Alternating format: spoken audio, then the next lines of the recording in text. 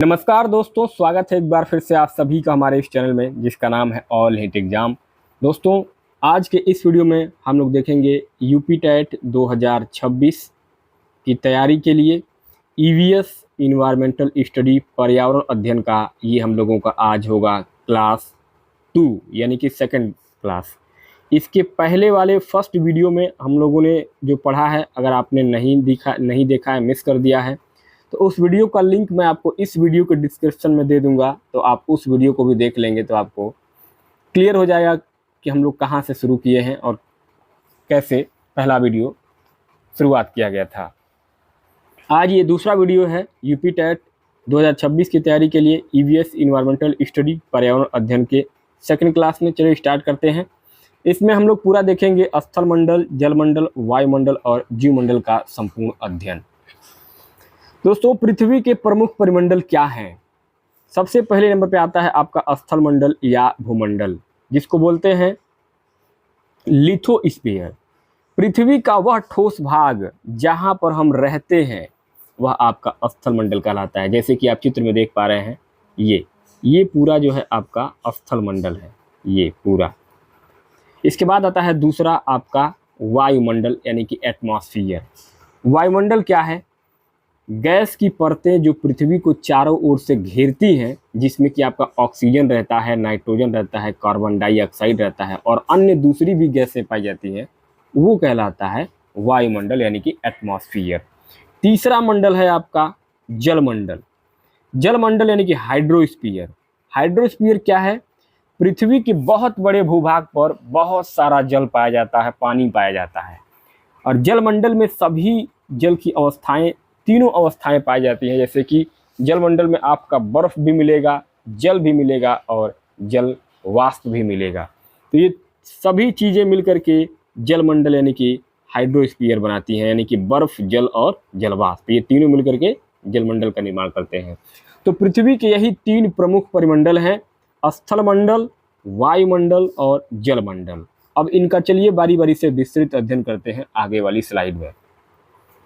यहाँ पे आपका आता है स्थल मंडल और जीवमंडल। स्थल मंडल क्या है?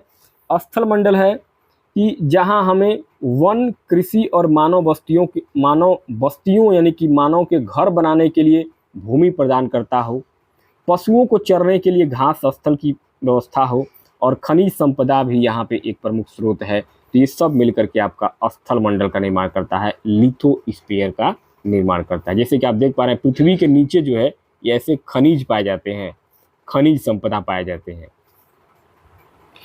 अब आता है दूसरा आपका जीवमंडल। बायोस्फीयर क्या है? दोस्तों, बायोस्फीयर, जीवमंडल, यह पृथ्वी का वह संकीर्ण क्षेत्र है, यानी पृथ्वी का वह हिस्सा है जहां स्थल, जल और वायु तीनों मिलकर के जीवन का निर्माण करते हैं, जीवन संभव बनाते हैं। अर्थात जीवमंडल पे ही जीवन संभव है।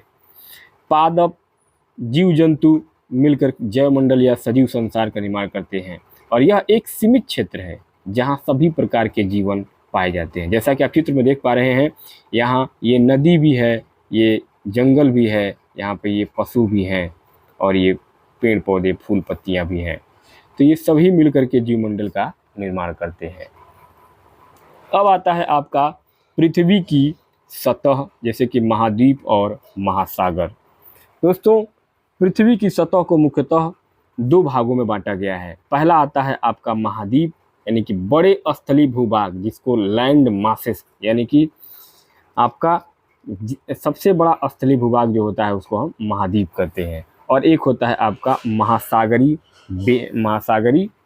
बेसिन यानी कि बड़े जलाशय वाले भाग।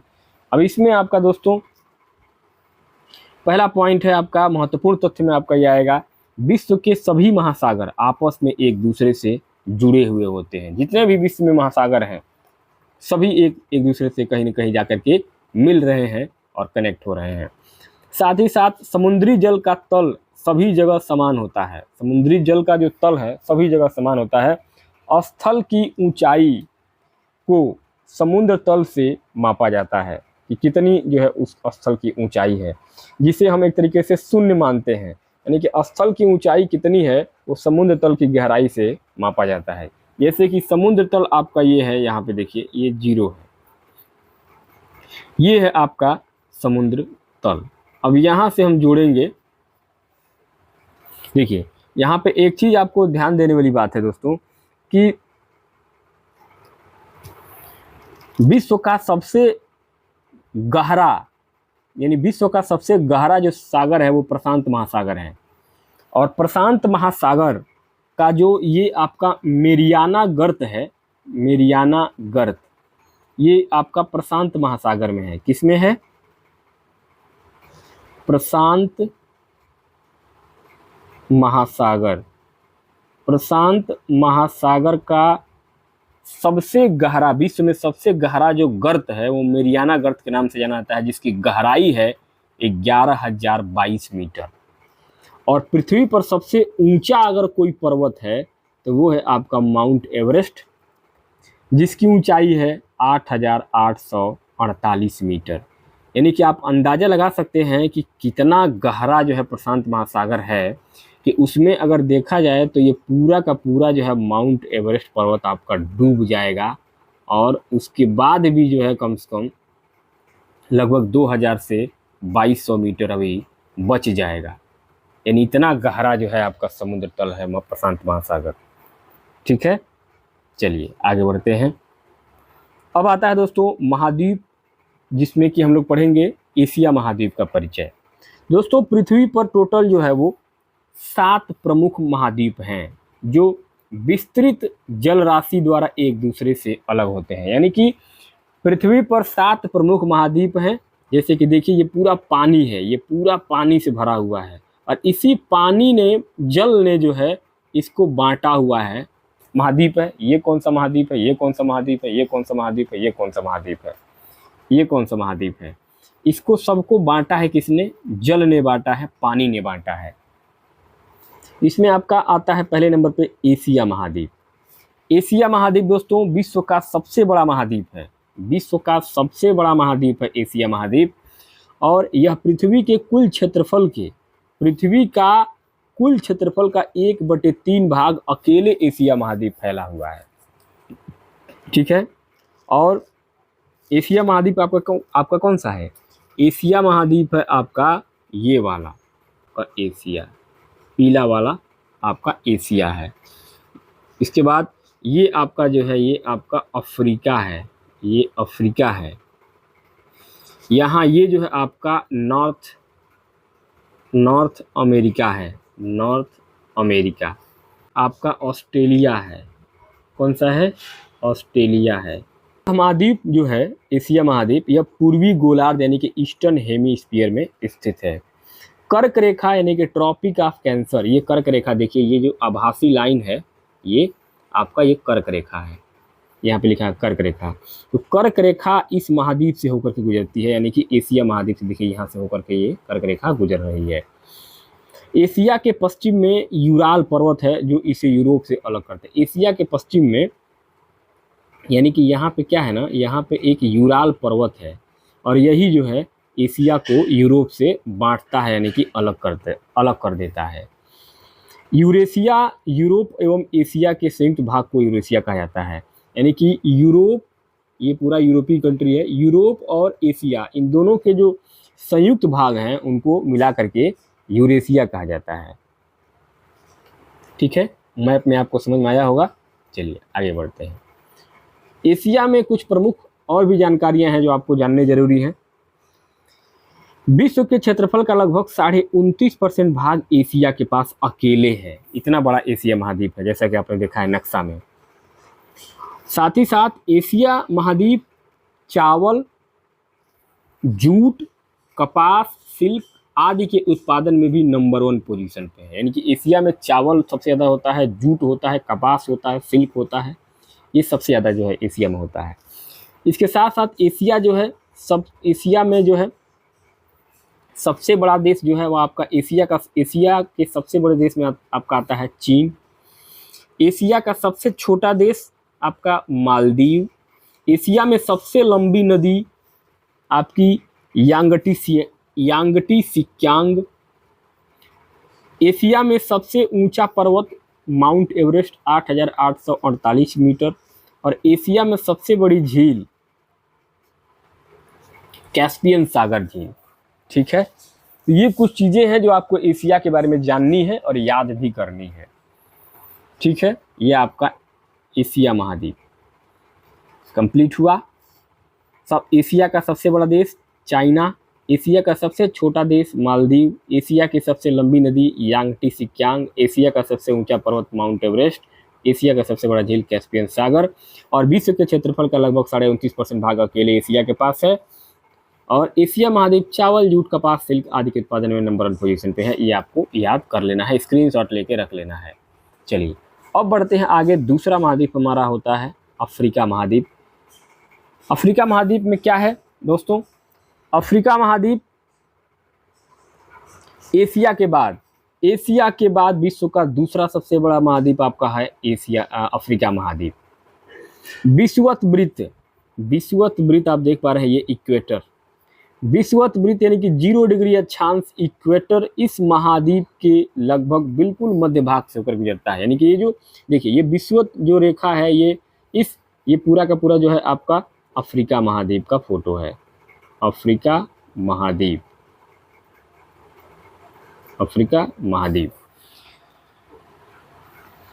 तो विषुवत वृत्त जो है बिल्कुल इसके सेंटर से होकर के गुजरता है अफ्रीका महाद्वीप के। और अफ्रीका का बहुत बड़ा भाग उत्तरी गोलार्ध में स्थित है। अफ्रीका का जो है बहुत बड़ा भाग जो है ये आपका किसमें है? उत्तरी गोलार्ध में। किसमें? उत्तरी गोलार्ध में।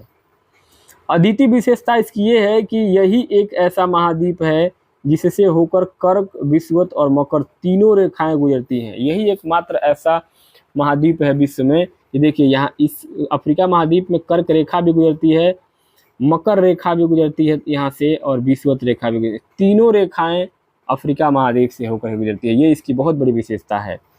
सहारा का रेगिस्तान जो विश्व का सबसे बड़ा गर्म रेगिस्तान है वो अफ्रीका महाद्वीप में ही स्थित है दोस्तों। और यह महाद्वीप चारों तरफ से समुद्रों और महासागरों पानियों से जो है वो ढका हुआ है, घिरा हुआ है। ये इसकी खूबी है, विशेषता है। चारों तरफ से वो समुद्र और महासागर से घिरा हुआ है, और इसमें तीनों रेखाएं कर्क, विषुवत और मकर रेखाएं तीनों गुजरती हैं। और अफ्रीका का जो बहुत बड़ा भाग है वो आपका उत्तरी गोलार्ध में स्थित है, और अफ्रीका के बिल्कुल मध्य भाग से जो है वो विषुवत रेखा गुजरती है।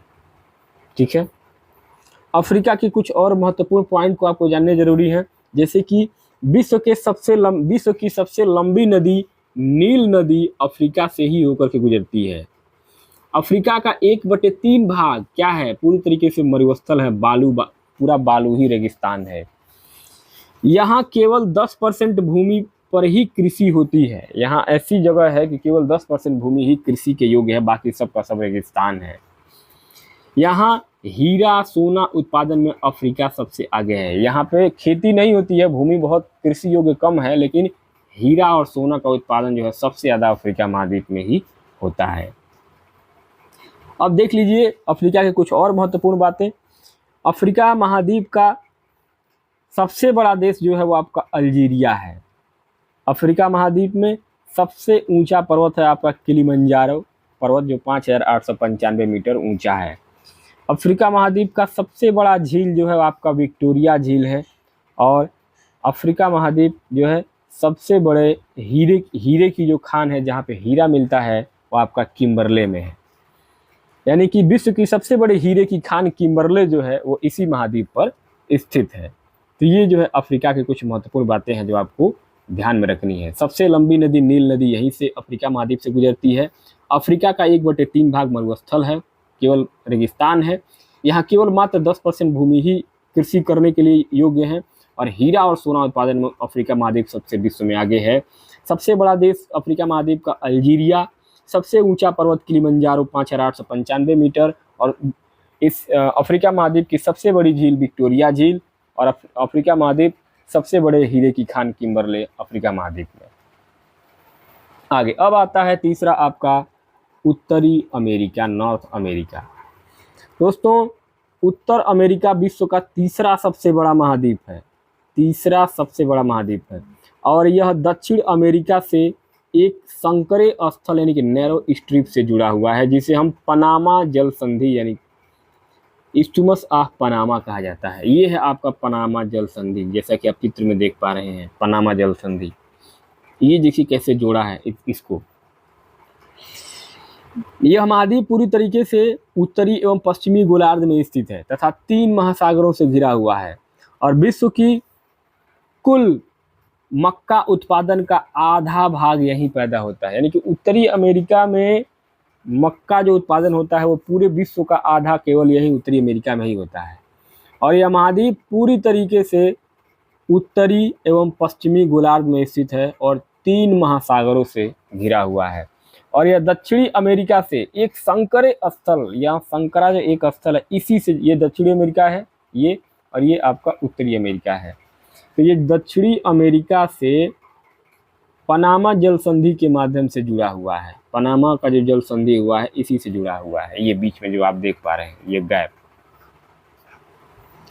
अब थोड़ा सा देख लीजिए उत्तरी अमेरिका में सबसे बड़ा देश उत्तरी अमेरिका का जो है वो आपका कनाडा है सबसे बड़ा, और इसका सबसे छोटा जो देश है वो आपका सेंट पियरे है। यानी कि उत्तरी अमेरिका का सबसे बड़ा देश कनाडा और उत्तरी अमेरिका का सबसे छोटा देश सेंट पियरे। उत्तरी अमेरिका की सबसे लंबी नदी मिसिसिपी नदी जो कि मिसौरी में है, और सबसे ऊंचा पर्वत शिखर जो है वो देनाली, जिसका पुराना नाम माउंट मैकिनले है, जो कि 6194 मीटर ऊंचा है। और उत्तरी अमेरिका में सबसे बड़ी झील सुपीरियर झील है, जो विश्व की मीठे पानी की सबसे बड़ी झील कही जाती है, मानी जाती है और है भी।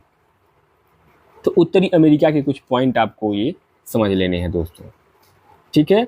अब बढ़ते हैं आगे। अगला आता है आपका दक्षिणी अमेरिका, यानी चौथा दक्षिणी अमेरिका, साउथ अमेरिका। जैसा कि फोटो में आपको मैंने दिखाया, ये देखिए इस फोटो में देखिए, ये है आपका दक्षिणी अमेरिका और ये है आपका उत्तरी अमेरिका। तो अब हम लोगों ने उत्तरी अमेरिका को, इसमें ये पूरा उत्तरी अमेरिका पढ़ा है, और अब पढ़ेंगे दक्षिणी अमेरिका यानी कि चौथा महाद्वीप। ये है दक्षिणी अमेरिका का पूरा चित्र, ठीक है। तो दक्षिणी अमेरिका संसार का चौथा सबसे बड़ा महाद्वीप है, चौथा सबसे बड़ा महाद्वीप। इसका लगभग 2/3 भाग, 2/3 भाग विषुवत रेखा के दक्षिण में उष्णकटिबंध में फैला है। यानी कि बहुत थोड़ा सा भाग जो है यहाँ पे ऊपर जो है वो उसका आपका बचता है। बाकी इसका जो पूरा ये नीचे मैक्सिमम जो भाग है ये दक्षिणी अमेरिका का, ये विषुवत रेखा के दक्षिण में यानी कि नीचे उष्णकटिबंध में फैला हुआ है। इसका बहुत बड़ा भाग जो है वो वनों से आच्छादित है, यानी कि सबसे बड़ा वन जो है, जंगल, इसी दक्षिणी अमेरिका में पाए जाते हैं। अब दक्षिण अमेरिका का सबसे बड़ा जो देश है वो ब्राज़ील है।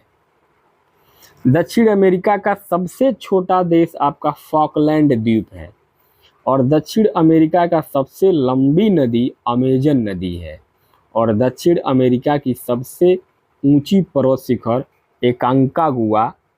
अकांकागुआ जो कि आपका दक्षिण अमेरिका का सबसे ऊंचा पर्वत शिखर है। तो ये है आपका पूरा दक्षिण अमेरिका, दक्षिण अमेरिका का पूरा ये नक्शा है, ठीक है। दक्षिण अमेरिका आपको चौथा महाद्वीप समझ में आ गया। अब चलिए आगे, पांचवा महाद्वीप। ये है आपका पांचवा महाद्वीप, अंटार्कटिका महाद्वीप। अंटार्कटिका संसार का 5वां सबसे बड़ा महाद्वीप है, जो कि दक्षिणी गोलार्ध में पूरी तरीके से साउथ पोल में स्थित है, दक्षिणी गोलार्ध में, जैसा कि आप देख पा रहे हैं। और दक्षिण ध्रुव साउथ पोल इस महाद्वीप के मध्य में स्थित है। दक्षिण ध्रुव क्षेत्र में स्थित होने के कारण यह हमेशा जो है यहाँ पे मोटी बर्फ की परतों से ढका रहता है, क्योंकि यहाँ पे सूर्य की रोशनी लगभग बहुत ही माइनर, यूं कहें कि सूर्य की रोशनी पहुँचती ही नहीं है, इस तरीके से आप कह सकते हैं।